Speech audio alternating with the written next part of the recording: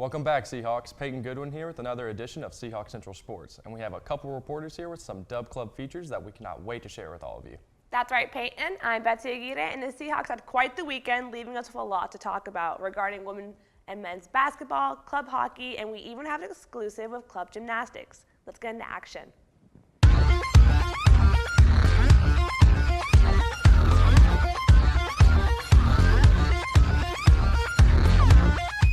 As stated as a disclaimer in last week's episode, news broke late last week that UNCW women's soccer coach Paul Kearney has been put on administrative leave by the university.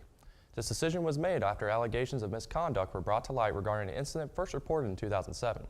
As of right now, we're unsure of the nature of the allegations and will give you more information as is brought to us. UNCW is currently in the middle of a 60-day fact-finding period where they are investigating to get the bottom of what happened. In national sports news, USA Gymnastics is in the spotlight, but not for positive reason. As a lot of you may know, USA Gymnastics is in a lawsuit with former team physician Larry Nassar after over 100 athletes accused him of sexual misconduct. Last week, victims, including some Olympic athletes, bravely spoke in court against Nassar. Vanessa Dickerson is in the studio with Club Gymnastics President Michaela Sonnenfeld for more. I'm Sarah Tamer filling in for Vanessa Dickerson, and I'm here with Michaela Sonnenfeld from Dub Club Gymnastics. Thank you for being here, Michaela. Thank you for having me. Absolutely. So earlier in the week, we were discussing the USA Gymnastics case, and why do you think this case is so big to talk about? I think the reason that this case even exists is because people didn't talk about it in the first place. It's been going on for some 20 plus years, we've learned, in USA Gymnastics, and unfortunately the few people that did speak out were not recognized by USA Gymnastics, and the whole thing was just covered up. So I think if more women and more athletes and parents and friends had spoken up about the issue in the first place, then it wouldn't have snowballed into what it is today. So why did you choose to speak out about this issue, with you being a representative from Club Gymnastics here at UNCW?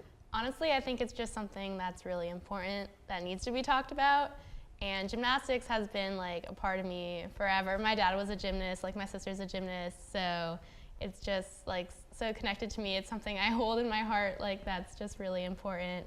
And I think that it's so essential that we talk about it and get it out there so that no one ever has to go through something like this, and that the sport can continue to be a positive influence and a great part of American athletics. What do you think is the future of the sport right now, with USA Gymnastics handling it the way they did?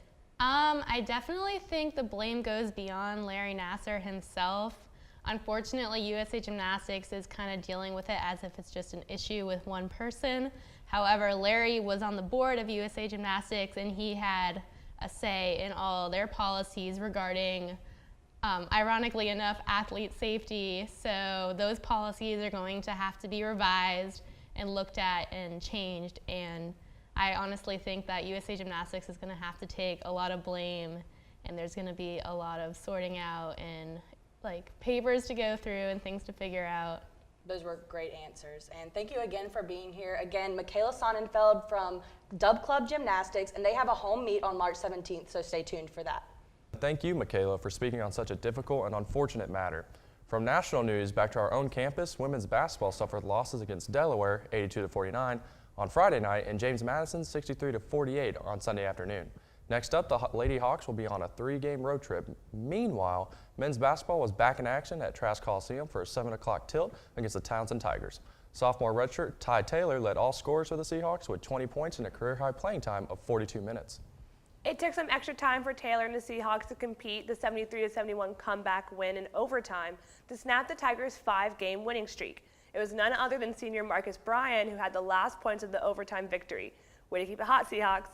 And speaking of keep it hot, Dub Club Hockey is on a hot streak, partially thanks to Coastal Carolina players not doing their homework. Sarah Tamer is in Wilmington Ice House with more.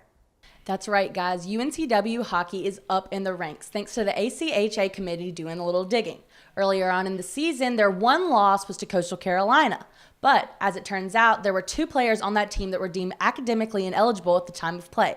So Coastal was forced to take away their wins for the season and also forfeit postseason play. So with this news and this weekend's win against Elon, the Seahawks currently sit at 11-0-1, making them undefeated on the season. Next up for the Seahawks is Liberty University this weekend in a doubleheader. Friday night at 10 p.m. and again on Saturday at 4:30. Seahawks Central Sports will be broadcasting live via UNCW Dub Hockey's official Facebook page. So make sure you tune in if you can't make it to the Ice House. At the Wilmington Ice House for Seahawks Central Sports, this is Sarah Tamer. Back to you guys in the studio. In this past weekend's spring opener, senior Andres Torres beat the 61st ranked player in the country, App State Scott Webster, during his singles match with an overall 10-7. Rate him up as he earns this week's Seahawks Central Sports Beast of the Week. So congratulations, Andreas. And that's a wrap, but don't worry, we'll have more on your favorite Seahawks sports next week. And if you need any recaps until then, make sure to follow us on YouTube and Facebook at TealTV and follow our Twitter account at TealTV_sports for all the live scores and story updates during games and meets. I'm Betsy Aguirre. And I'm Payton Goodwin. We got events all weekend to talk about next week. But until then, Seahawks, remember to be real and keep it teal.